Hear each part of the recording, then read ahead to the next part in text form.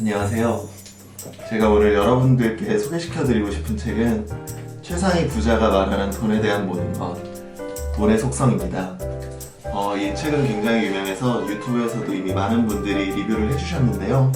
제가 이 선택을 한 이유는 2017년 비트코인 폭등, 2018년부터 이어진 부동산 폭등, 그리고 2020년 작년에 1300까지 떨어졌던 코스피가 3000까지 폭등하면서 모든 자산들이 지금 폭등을 하고 있습니다.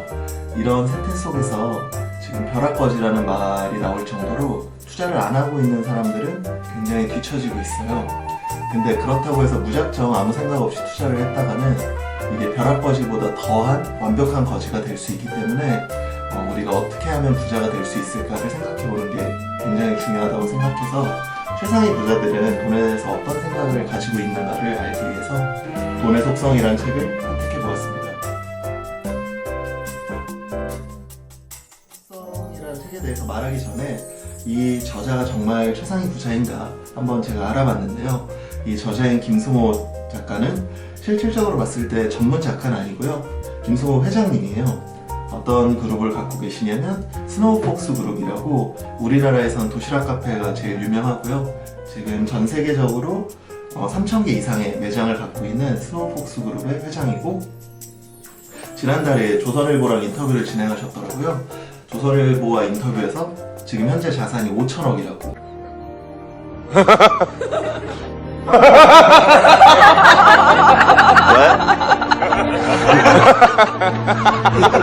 그런 최상위 부자가 돈에 대해서 어떻게 말을 하고 있는지 지금부터 한번 알아보도록 하겠습니다. 이 돈의 속성이란 책은 80개 이상의 챕터로 이루어져 있고요. 이 80개 이상의 챕터를 제가 다 말하는 건 시간 낭비고, 그렇다고 해서 제가 80개 이상의 챕터를 요약할 능력도 되지 않기 때문에 여기서 봤던 챕터 중에 인상 깊었던 3가지만 좀 추려보았습니다. 그 중에 챕터 하나가 100억을 상속받았는데 절대 잃지 말라는 유언이 붙었다면 이라는 챕터가 있더라고요. 이게 어떤 내용이냐면 100억을 받았는데 절대 손해를 보면 안 되는 거예요. 그러면 가장 손해를 보지 않고 돈을 벌 수 있는 방법은 예금을 뽑을 수 있겠죠.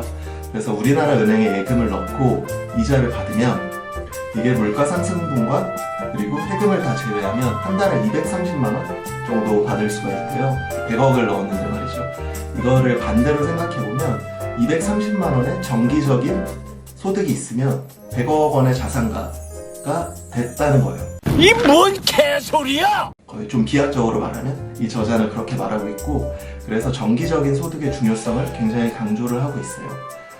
그래서 제가 여기서 느낀 게 뭐냐면, 요새 보면 뭐 비트코인 하면 몇 억 벌었다느니 부동산이 뭐 10억 가까이 올랐다느니 이런 말을 하면서 투자 자산, 금융 자산만 중요시 여기고 자기 노동 소득을 중요시 여기지 않아서 회사를 그만둔다거나, 안녕히 계세요, 여러분! 아니면 회사에서 뭐 일을 제대로 안 하고 경시한다거나 이런 노동 소득을 굉장히 폄하하는 경우가 많아요. 근데 최상위 부자는 노동 소득을 폄하하지 않고 굉장히 중요하다고 생각했다는 것을 느낄 수 있었습니다. 그리고 다음으로는 부자가 되는 여러 가지 방법을 여기서 말을 해줘요. 거기서 많은 사람들이 관심을 가지고 있을 주식에 대해서 간단히 얘기해보면, 이분은 주식을 하기 위해서 4년 정도 공부를 해야 된다고 말을 해요. 하지만 지금 뭐 주식 가격이 계속 오르고 있고 사람들이 계속 주식으로 돈을 벌고 있는데 4년 동안 기다리기는 어렵죠.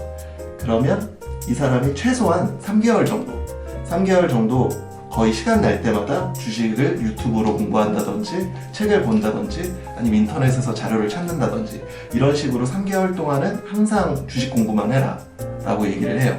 하지만 3개월도 참을 수 없다. 정말 나에게 3개월도 시간이 없고 당장 시작해야겠다. 그런 사람들에게 추천하는 방법은 우리나라 기업 중 1등, 분야의 1등 기업을 찾아서 거기에 투자를 하라는 거예요. 전자회사로 따지면 삼성전자, IT 기업으로 따지면 네이버, 그리고 자동차 기업으로 따지면 현대자동차. 이 새끼한테 입만 벌리면 거짓말이 자동으로 나와.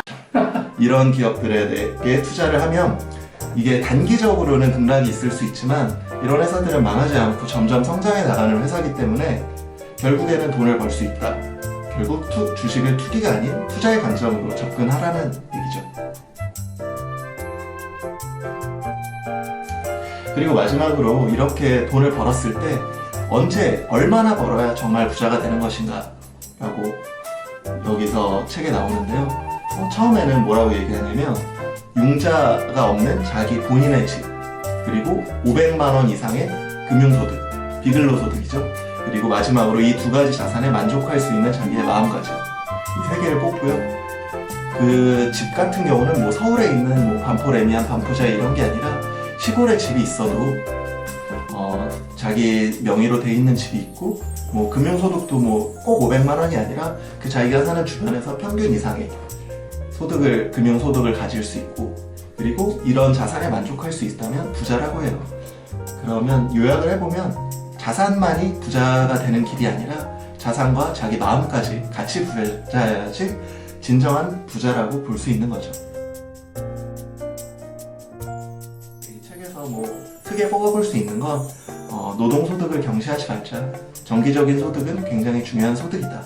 그리고 주식 투자를 하기 위해선 최소한 3개월 이상은 공부하자. 그리고 정 안 되겠다 싶으면 삼성전자, 네이버 이런 1등 기업을 사자. 그리고 마지막으로 너무 자산에만 몰두하지 말고 자산, 마음 모두가 부자가 되자 라고 요약을 해볼 수 있겠습니다. 저 같은 경우는 아직 제 명의로 된 집도 없고, 그리고 금융소득도 얼마 안 되기 때문에 부자가 되려면 아직 멀었는데요. 이 돈의 속성이란 책을 보면 제가 말한 세 가지 말고도 다양한 부자가 되는 방법이 있으니까 꼭 읽어보셔서 저와 함께 부자가 되는 길로 나아갔으면 좋겠습니다. 감사합니다.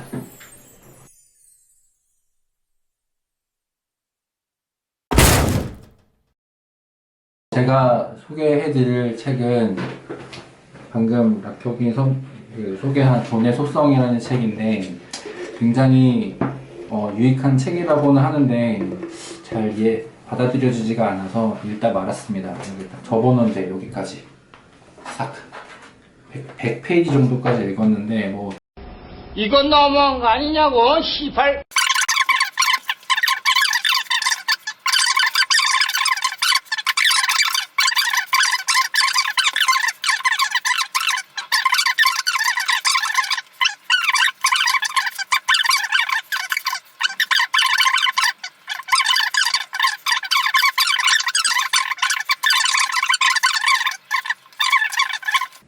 여기서 마치도록 하겠습니다.